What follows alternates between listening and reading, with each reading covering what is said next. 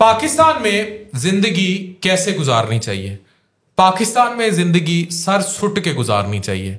कभी आपने जेल का वो दरवाजा देखा है जिसमें सर से नीचे से झुका के आप गुजरते हैं? पाकिस्तान में जिंदगी ऐसे ही गुजारनी चाहिए। आप पैदा हों, जिन भी हालात में पैदा होते हैं, धक्के खाएं, बड़े हों, शादी करें, रिप्रोडक्शन के लिए जो फिजियोलॉजिकल सेक्स होता है वो करें, आगे और बच्चे पैदा कर दें, बस उनका थोड़ा बहुत हालात की फिक्र करें और उसके बाद मर जाएं शांति से।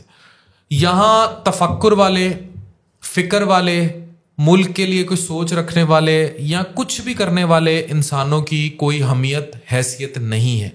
ये मैंने बहुत बड़े एनालिसिस के बाद इस चीज़ का अंदाज़ा लगाया है कि अगर आप यहाँ कुछ इनपुट देने की कोशिश करेंगे तो शायद आप और कुछ तो ना बदल पाएं, लेकिन आप अपनी ज़िंदगी को ज़रूर किसी अजाब में डाल लेंगे।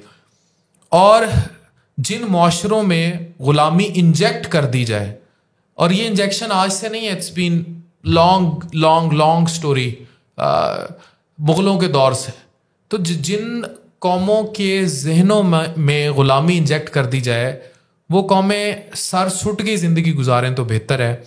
अब यहाँ किसी मुफक्किर, सोच वाले, तफक्कुर, फ़िक्र करने वाले इंसान को यहाँ ज़िंदगी गुजारने या ज़िंदा रहने की ज़रूरत नहीं है। और अगर उसके अंदर ऐसी कोई सोच ठाठे मारती भी है ना, तो बहुत ज़्यादा ही उसको मसला है।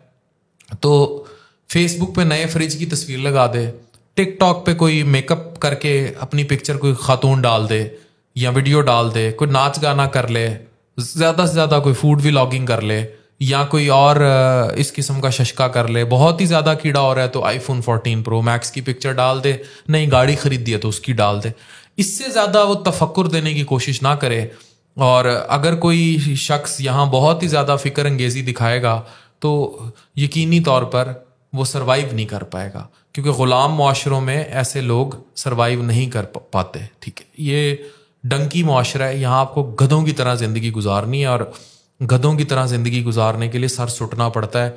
This is the end how we have to live in Pakistan, how we have to live in this country. और मुझे यही लगता है इतना कुछ देखने के बाद कि आपको कतई तौर पर यहाँ सोच नहीं रखनी चाहिए। Thank you very much.